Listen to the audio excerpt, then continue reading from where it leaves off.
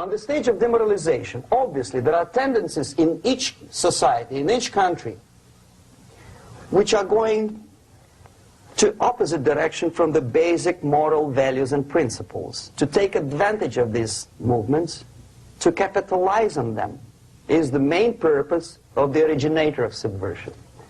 So we have religion, we have education, we have social life, we have power structure, we have labor relations, unions, and finally we have law and order. 1, 2, 3, 4, 5, 6. Okay? These are the areas of application of subversion. What it means exactly? In case of religion, destroy it, ridicule it, replace it with various sects, cults, which bring people's attention, faith, whether it is naive, primitive, doesn't really matter.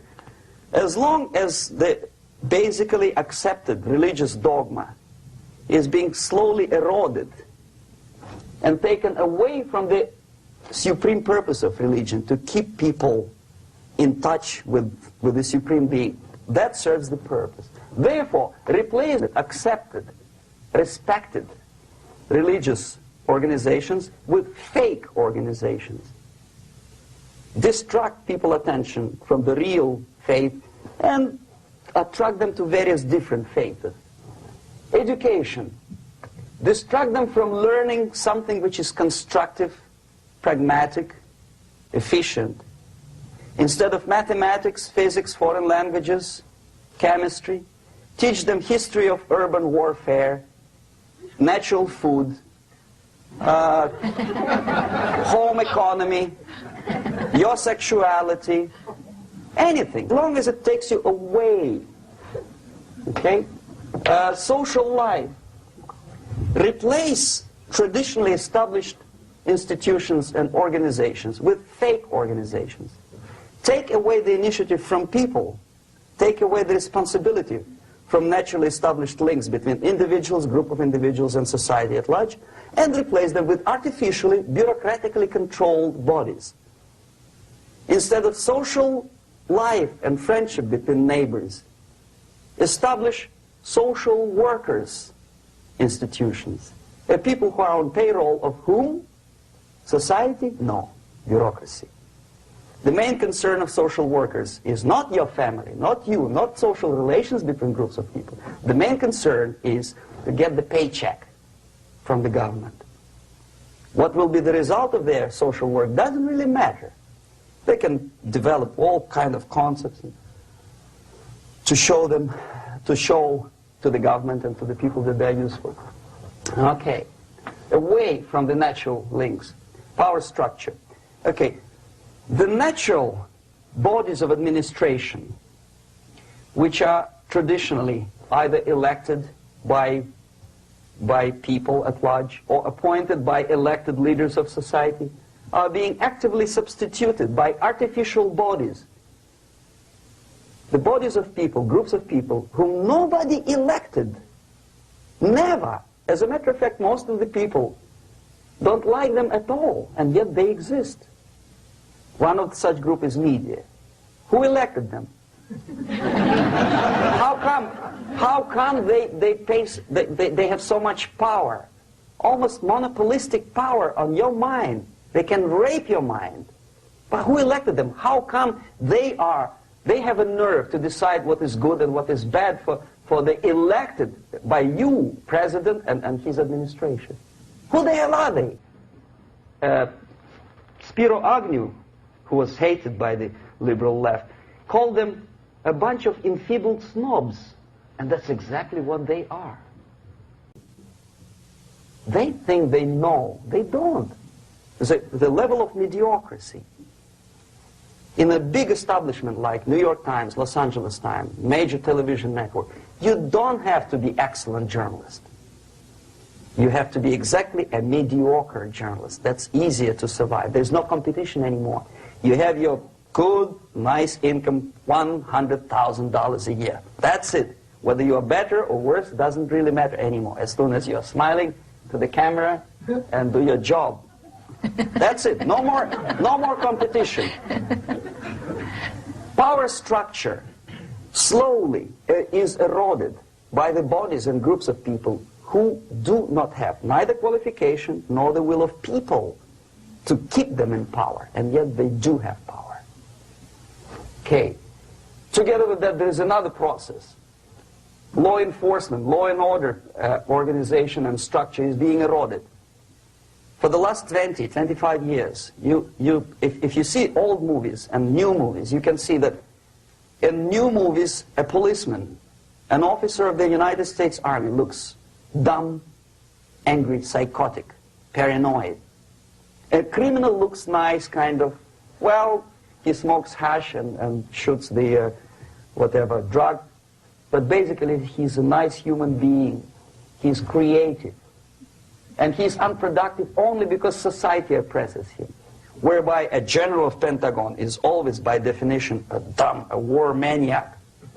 A policeman is a pig, rude policeman. He abuses his power. You know? A generality, generalization like that.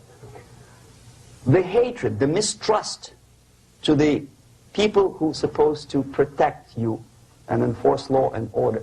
Moral relativity. The Angelo Buono process lasted 2 years in Los Angeles. Relativity. The Angelo Buono process lasted 2 years in Los Angeles. And yet there are still some lawyers who say, look, he's a nice character, as a matter of fact. There was some witness who said, also a criminal, who said, well, he's a nice guy. I asked him one day to burn a house of my enemy, and he wouldn't do it. He's a nice fella. Erosion. A slow substitution of basic moral principles, whereby a criminal is not a criminal, actually. He's a defendant. Even if his guilt is proven, there is still a doubt. To kill or not to kill, to be or not to be. Thou shalt not kill, yes. But this line may not necessarily be applicable to a murderer. Thou shalt not murder. That should be the presumption, not that thou shalt not kill. Okay, labor relations.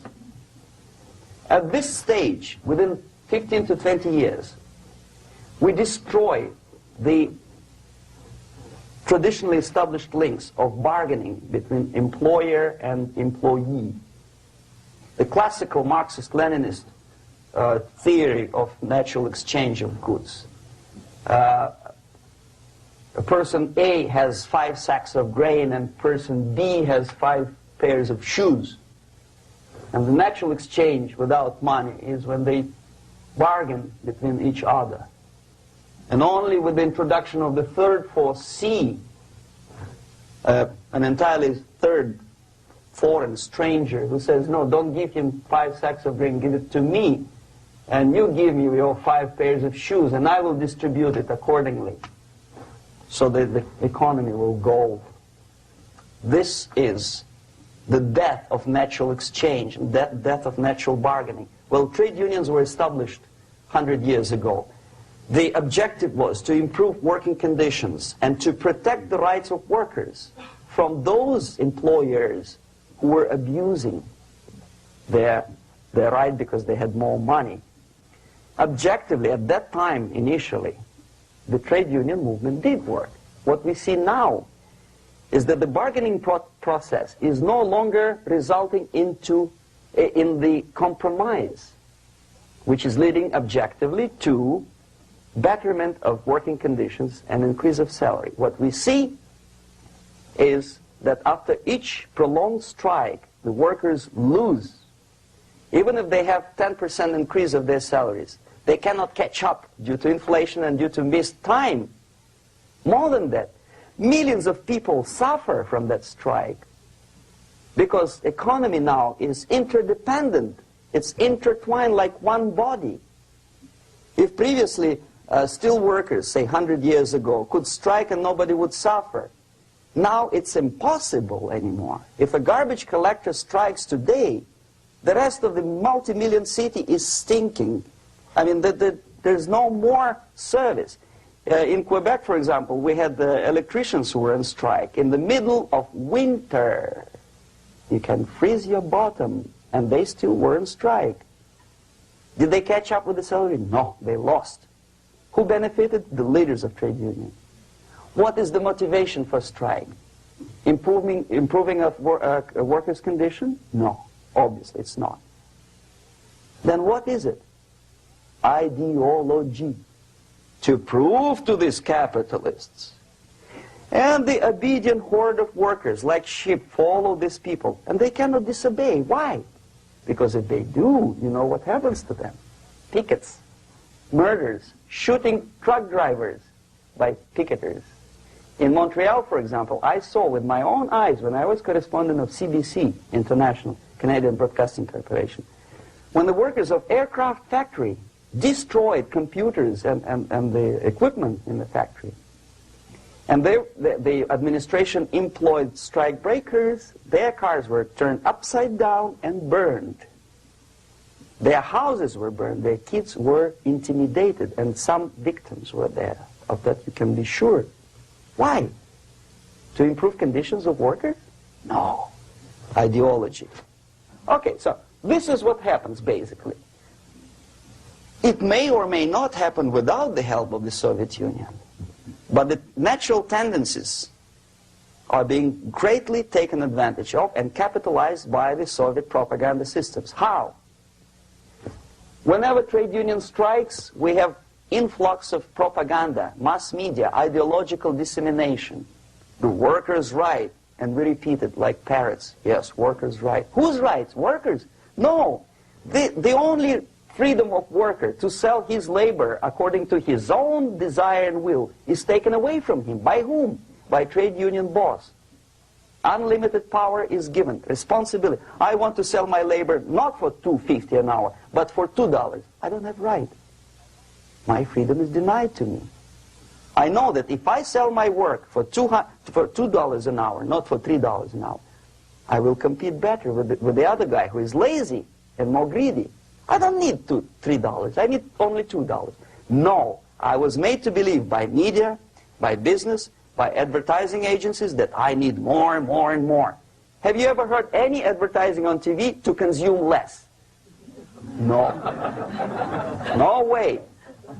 Whether you need a six-cylinder car or not, you have to buy it. And hurry up. When I was driving here on the local radio station, an excited announcer said, "You hurry up, rush and save, save, save. There is a pantyhose sale." Save by buying more. See? Of course. It would be too naive to expect that KGB makes that advertising agency to do such a crazy commercial. No, of course not. But what we did when I was working for Novosti Press, we would snow plow editorial offices, student organizations, religious groups with literature of class struggle. If not directly Marxism-Leninism propaganda, then a propaganda of legitimate aspirations of working class, betterment of life, equality.